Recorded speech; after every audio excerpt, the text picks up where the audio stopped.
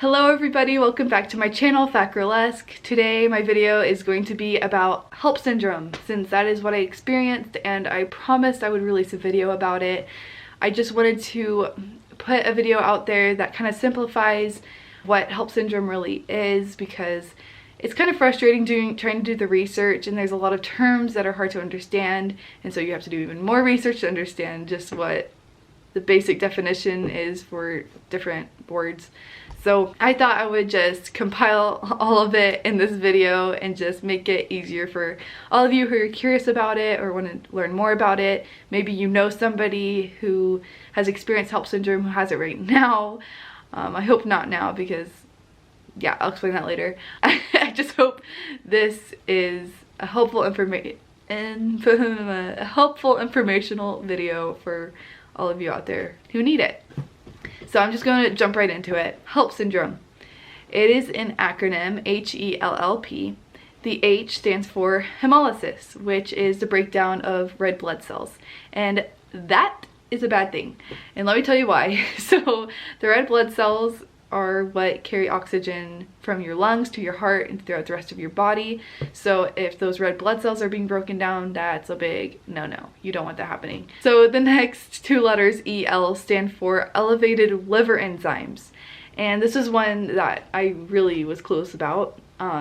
So I asked my doctor about it, and the way that he explained it was that your liver, when it produces excess enzymes, it's a sign that your liver is inflamed or there are damage to the cells in your liver because of a negative reaction it's having to the placenta. So yeah, that's the basic definition or explanation for that. And it causes abdominal pain. That's what I experienced. I just woke up at 2 in the morning with a lot of pain in my upper abdomen. And I didn't go to the hospital because I thought I was in labor. I really just went because I was in a lot of pain that felt like the stomach flu, and I knew there was something wrong. So that was just kind of interesting, because I was having contractions, but the pain from my liver was so powerful. I couldn't even tell I was having contractions, and it was a constant pain, so I couldn't measure how long my contractions were, the spaces in between them, even if I wanted to. So that is something that some of you might be interested to know about, and that's what I experienced. So the last two letters of HELLP, LP, stands for what is it? Low platelet levels. Sorry guys, I just blinked for a second. Platelets are the cells in your body that help clot blood, that help keep you from bleeding excessively. So a really simple, I guess, example of this would be a little boy riding on a scooter. He falls down and scratches his knee and he starts bleeding. So the platelets are what come together to clot that up and create the scab that keeps from other germs going into his system. And yeah, that's the most simple way I can explain what platelets are. So you can imagine that having low platelet levels is bad, because you don't want to bleed too much yeah, I'm not going to get into that. Anyway, that's HELLP. That's what HELLP syndrome is. Now I'm going to go into symptoms. I have them written down on my phone, because I do not have that memorized, all the symptoms, because there's quite a few. So here on Google, this is just very simplified. That's what this whole video is. It's just a very simplified explanation of what this is. So people may experience pain in the upper abdomen, which I've already talked about, nausea or vomiting, which was another huge symptom that I had, because I know everyone's different and they have experienced different things, but for me, definitely nausea like crazy. I wanted to vomit so bad while I was in that pain, and I couldn't. Some people probably get the relief of vomiting, or maybe it's not relief at all, it's just bad, but for me, yeah, I could not vomit, and I really wanted to. And so right before my emergency C-section, they gave me some medicine that forced me to vomit, and I felt so relieved afterwards. I was like, thank you. Like, I've been needing that for hours. So yeah, next. Okay, so yeah, some of these symptoms, High blood pressure, that's a big one, which is really interesting because for my entire pregnancy, I had low blood pressure. I had no signs or risk factors of HELLP syndrome, just so you guys know. It really just came out of nowhere, and no doctor or physician knows where HELLP syndrome even really comes from. They don't know a lot about it. It's very rare. I don't know if I said this already, but it only affects 0.2 to 0.6% of all pregnancies. And so there's a lot of doctors who believe that it's probably a blown up version of preeclampsia, since a lot of people develop that before developing HELLP syndrome. But that also was not my case. I never had preeclampsia. This seriously just developed like 48 hours before I delivered, maybe even 24 hours before. So that is an interesting little fact. Some other common symptoms are headaches or excessive swelling, which I didn't experience either of those, but I know there are some people out there who have. Some other random facts about HELLP syndrome. It develops during your 3rd trimester. So I developed it during my 36th week of pregnancy, but there are other people who develop it earlier in their 3rd trimester, which is a lot more dangerous, especially like 34 weeks and below, because the only real solution to that problem of having HELLP syndrome is to deliver your placenta and your baby as soon as possible. And that's why I had an emergency C-section, because yeah, that was the only way to cure it from what my doctor said. And it's just scary because if you deliver your baby too early, you don't know if they're developed enough to be able to survive or be completely healthy. And I was lucky enough to be far enough along where my baby was completely healthy. He was 6 pounds and 3 ounces. He didn't have to be in the NICU or anything like that. So yeah, I was extremely blessed to have that. Anyway, I don't want to get emotional, so I'm not going to go too far into that. I just feel extremely blessed. And just so you guys know, like, yeah, like my experience with HELLP syndrome is going to be completely different from pretty much everybody else who's had HELLP syndrome. I feel like mine was a lot less traumatic just because it was later in my pregnancy. I was able to get to the hospital right away. There was just a lot of things that took place that made it go a lot more smoothly.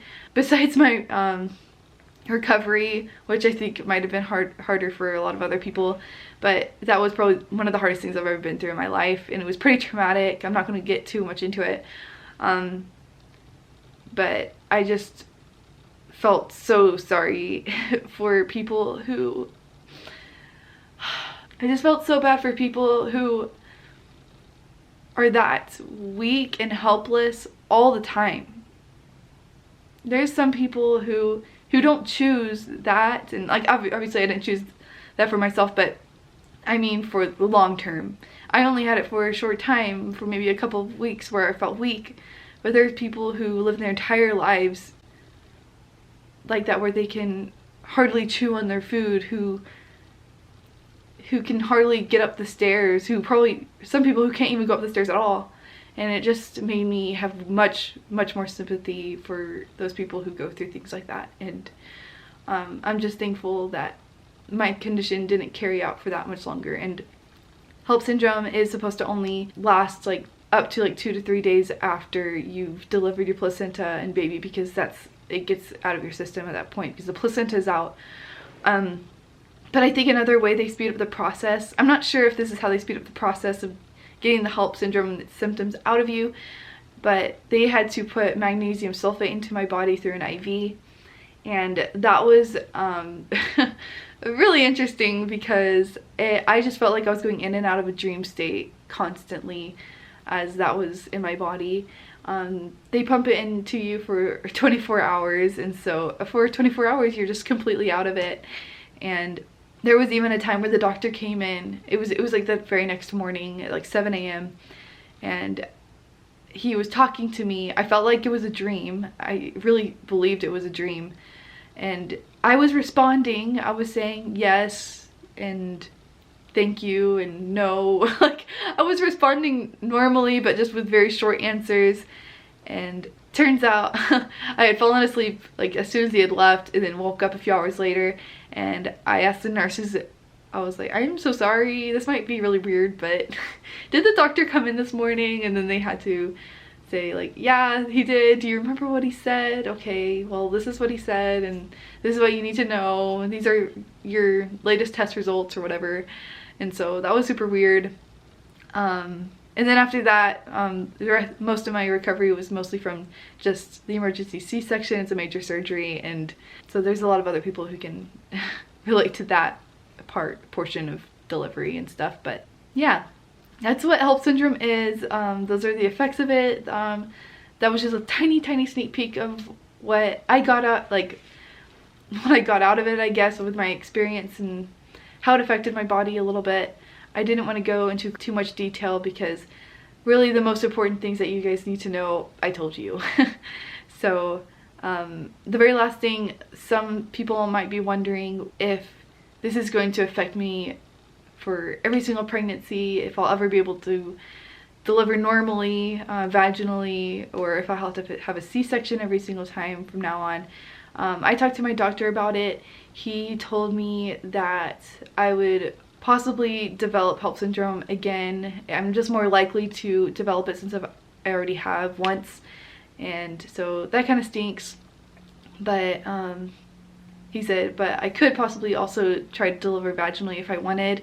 But then he told me that when he was doing the C-section on me, he noticed that my spine was curved, and so that it would be a lot harder for me to deliver vaginally even if I wanted to, and if I decided to do it, it would be hard for me because there would be a smaller space for the baby to slip through.